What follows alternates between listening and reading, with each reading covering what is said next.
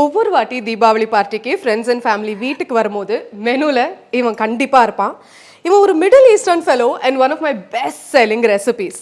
So இன்னைக்கு என்னோட ஸ்டைலில் பஸ்போசா பண்ணலாமா?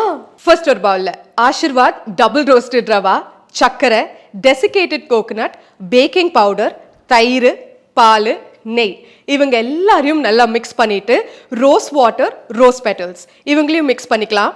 எனக்கு எதுக்கு Aashirvaad double roasted rava use பண்ணுறதுக்கு ரொம்ப பிடிக்கும் தெரியுமா? இவன் ஆல்ரெடி யூனிஃபார்மாக ரோஸ்ட் ஆயிருப்பான், விச் மீன்ஸ் நம்ம மறுபடியும் ரோஸ்ட் பண்ண வேண்டாம். லம்ஸ் கிடையாது, ஸ்டிக்கி ஆக மாட்டான், டெக்ஸ்சர் வேற லெவல் ஸ்மூத்தாக இருப்பான். அண்ட் பேட்டர் மிக்ஸ் பண்ணும்போது வர அரோமா அதுதான் டபுள் ரோஸ்டிங்கோட மேஜிக். இப்போ இவனை அப்படியே ஒரு கிரீஸ்ட் பேனுக்கு மாற்றி மேலே பதாம் வச்சுட்டு 30 to 35 நிமிட்ஸ் இவன் கோல்டன் ப்ரௌன் ஆகிற மட்டும் பேக் பண்ணிக்க போகிறோம்.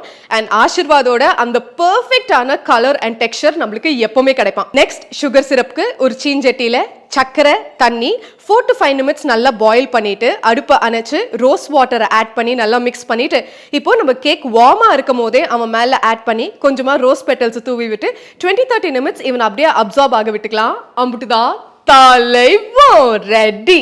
வெளியே கிறிஸ்பியா உள்ள சாஃப்டா எக்கச்சக்க ஃப்ளேவர்ஸோட நம்மளோட பஸ்போசாவை எக்ஸ்ட்ரா ஸ்பெஷல் ஆக்குனது ஆஷிர்வாத் டபுள் ரோஸ்டட் ரவா. இந்த தீபாவளியை ஆஷிர்வாத் டபுள் ரோஸ்டட் குட்னஸோட டபுள் ஃபெஸ்டிவ் ஆக்குங்க. இந்த ரெசிபியை கண்டிப்பா சேவ் பண்ணி ட்ரை பண்ணுங்க. அப்படின்னா யார் சமைப்பாங்களோ அவங்களுக்கு அனுப்பி செஞ்சுதா அப்படின்னு சொல்லுங்க. Until I meet you again, Tiripu boy from Kirti.